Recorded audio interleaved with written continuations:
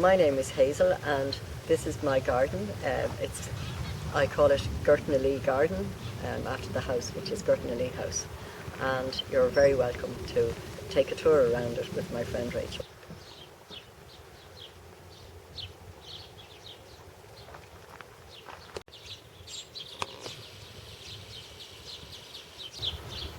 So I really like working with the living willow and making these living willow structures. I have the arch there, and then I have a fence here.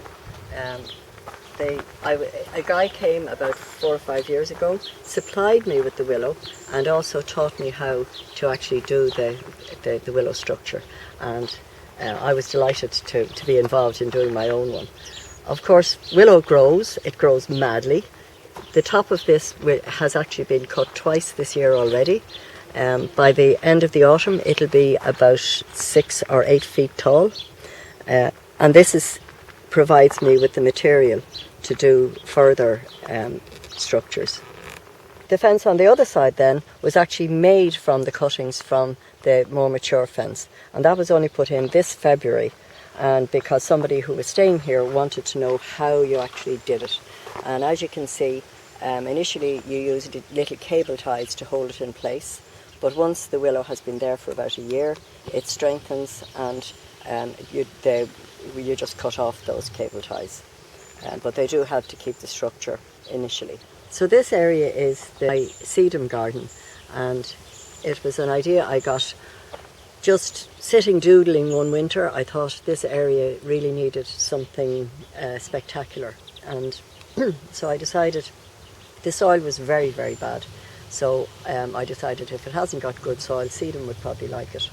So I just got some extra gravel, laid a thick layer of gravel on top of the already heavy clay, mucky soil.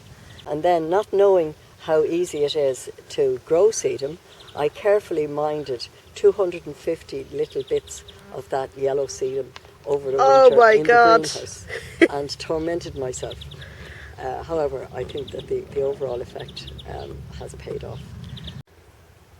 As you can see, the Sedums kind of want to take over the whole place, the yellow ones, but I ruthlessly hack them back every year.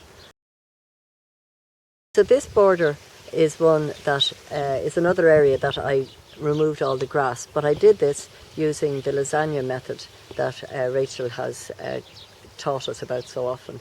And not only that, but all of the plants that went into it were plants that I had in my own garden originally. And the lasagna method has been absolutely amazingly successful, because I can't believe the growth that there is in this border in a matter of, I think this is maybe going into its 3rd season. And it just is absolutely wonderful. I think there's nothing like this lasagna method, and I think that not digging the ground is the best thing you can do for it. So these two borders here, I used to have grass here, and after I had my first open day, I went away and I looked at this awful grass, which really wasn't even anywhere near lawn, and I decided, right, that has to go. And they had been kind enough to bring me lots of bits and pieces from their gardens, and so most of the planting all along this side is from my lovely friends. And most of the stuff is stuff that will spread like mad, will self-seed, and that's my policy in the garden all the time. If a thing self-seeds, I leave it there unless it's unsuitable, in which case I try and find another home for it. I really hate having to pull out self-seeded plants. It kind of goes against the grain. So this is my woodland area, and as you can see, there are quite a few little paths.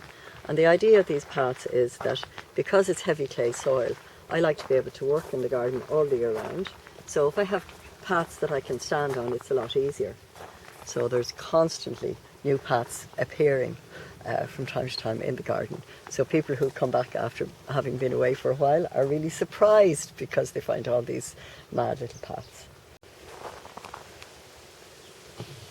So the phylloxerans are my latest favourite flower. I love their delicacy, and I think they're going very well there with the little bit of Sedalcia. Oh, what was that now? somebody was obviously having a little drink.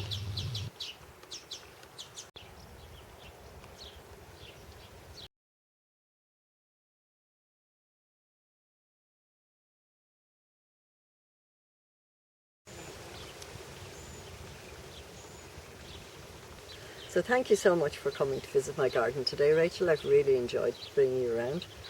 And of course my garden is open by appointment to either groups or to individuals. I have a website. It's called gortnaleegarden.com, and you're very welcome to check it out.